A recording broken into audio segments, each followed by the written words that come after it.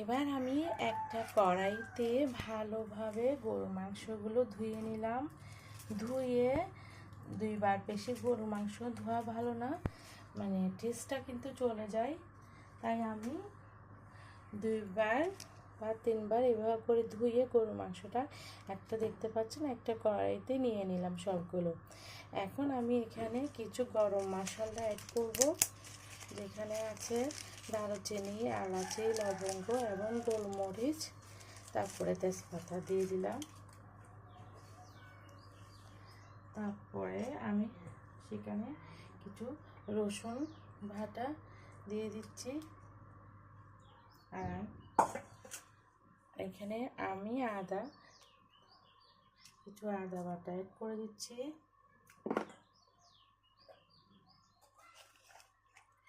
পেঁয়াজ বাটা অ্যাড করতেছি। আপনারা পেঁয়াজ কুচিও দিতে পারেন, আমি কিন্তু দুটোটা দিব। তারপরে আমি এখানে কিছু পেঁয়াজ কুচি দিয়ে দিচ্ছি।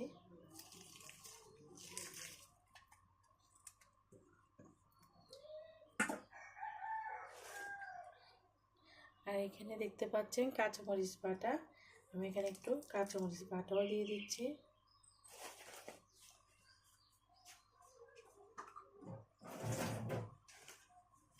আজকে আপনাদের সাথে আমি পুরো ভিডিওটা শেয়ার করব।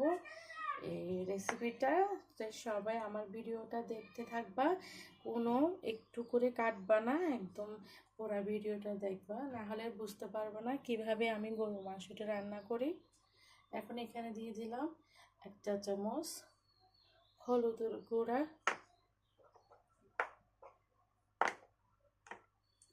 আর এখানে দিয়ে দিচ্ছি 1 চা চামচ, প্রায় 2 চা চামচের মতো দিয়ে দিব মরিচের গুঁড়া। তোমরা তোমাদের স্বাদ মতো দিয়ে দিবা।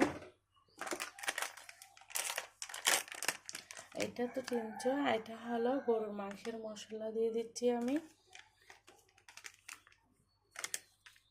এখানে গরুর মাংসের মশলাটা অর্ধেক ইউজ করব, কারণ আমি এখানে অন্য মশলা ইউজ করতেছি। তাই আমি এখানে গরম জিরার গুঁড়া দিয়ে দিচ্ছি 1 চা চামচ, গরম মশলা দিয়ে দিচ্ছি 1 চা চামচ, এবং মিক্স গরুর মাংসের আমার মশলা আছে, ওখান থেকে দিয়ে দিচ্ছি আমি 2 চা চামচ।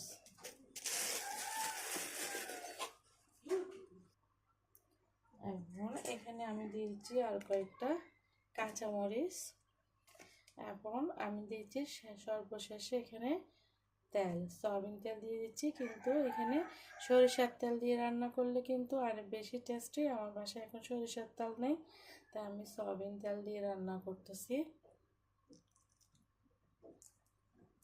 আর আমি এখানে টমেটো, তারপরে ধনে পাতা, ওগুলো সব কিছু পরে আমি অ্যাড করব। তারপরে দিয়ে দিচ্ছি পরিমাণ মতো আমি এখানে লবণ। এখন এটা আমি সুন্দর করে আমার হাত দিয়ে ভালো করে এটা ম্যারিনেট করে নিব, যাতে মাংসের ভিতরে সবগুলো মশলা ভালো করে ঢুকে যায়। তাই ভালো করে আমি এখানে ম্যারিনেট করব। যত বেশি ম্যারিনেট করে কিছুক্ষণ রেস্টে রেখে দিবা, তত বেশি মাংসের স্বাদটা বেড়ে যাবে।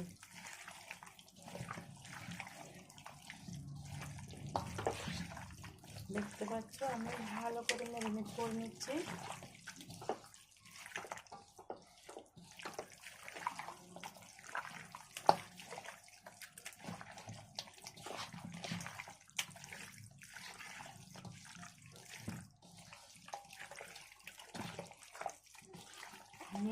আমার এখন এখনো রান্না করিনি, কিন্তু এখানে একটা ফ্লেভার চলে আসছে।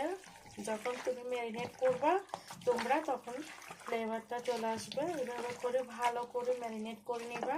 ম্যারিনেট করে প্রায় 10 মিনিটের জন্য আমি কি করব, এটা রেস্টে রেখে দিব। 10 মিনিট পরে আমি ফিরে আসলাম। এখানে আমি আমার হাত ধুয়ে একটু করে পানি দিয়ে দিলাম, ওই পানিতে আমি মাংসটা চুলা বসিয়ে দেব। দেখতে পাচ্ছ আমি এখন চুলায় বসিয়ে দিচ্ছি। এইভাবে চুলাটা আগুন ধরাই দিছি। এভাবে করে আমি এখন রান্না করব। এখানে যে হাত দিয়ে পানি দিছি ওই পানিতে আমি মাংসটা ভালো করে কষিয়ে নেব। তোমরা ভিডিওটা দেখতে থাকো।